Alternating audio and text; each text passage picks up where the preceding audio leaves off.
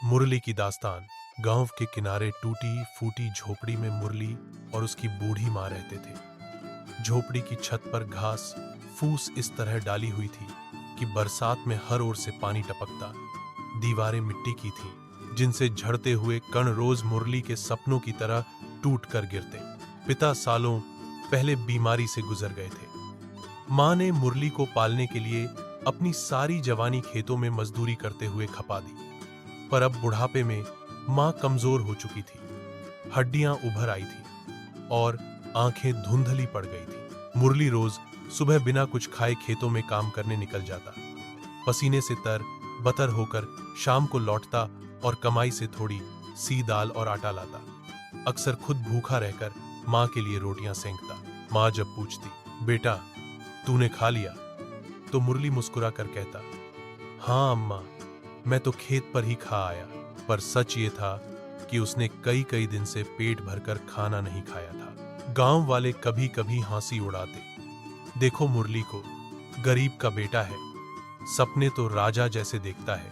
मुरली चुप रहता, क्योंकि उसे सपनों पर भी ताने सुनने की आदत हो चुकी थी। वो रात एक दिन माँ बहुत बीमार हो गई। उनके पास न दवाई थी न इलाज के पैसे।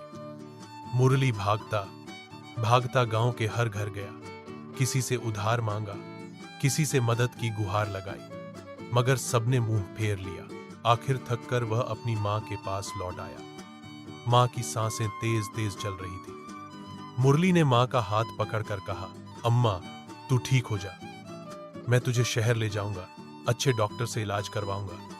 मां हल्की मुस्कान के साथ बोली, बेटा तूने मुझे कभी भूखा नहीं सोने दिया, यही मेरे लिए सबसे बड़ी दवा है। अगर अगले जन्म में आऊं तो फिर से तेरी मां ही बनूं। इतना कहकर मां की आंखें धीरे धीरे बंद हो गईं। झोपड़ी में सिर्फ सन्नाटा रह गया। अकेलापन। उस रात मुरली फूट फूट कर रोया। बरसात की बूंदें छत से टपक रही थीं और उन बूंदों के साथ उसकी आंखों के आंसू भी मिलकर मिट्टी में समा गए। अब मुरली के पास कोई नहीं था, लेकिन उसने मां की सीख याद रखी। गांव में जब भी कोई गरीब भूखा दिखता, मुरली अपना हिस्सा उसे दे देता। कई बार पूरा दिन भूखा रह जाता, पर दूसरों का पेट भरने से उसे लगता कि शायद मां उसी रूप में आई है।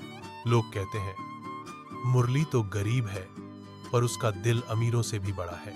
सबक मुरली की कहानी सुनकर गांव के कई लोग बदल गए। उन्हें समझ आया कि गरीबी पाप नहीं है, बल्कि दूसरों का दर्द न समझ पाना असली पाप है।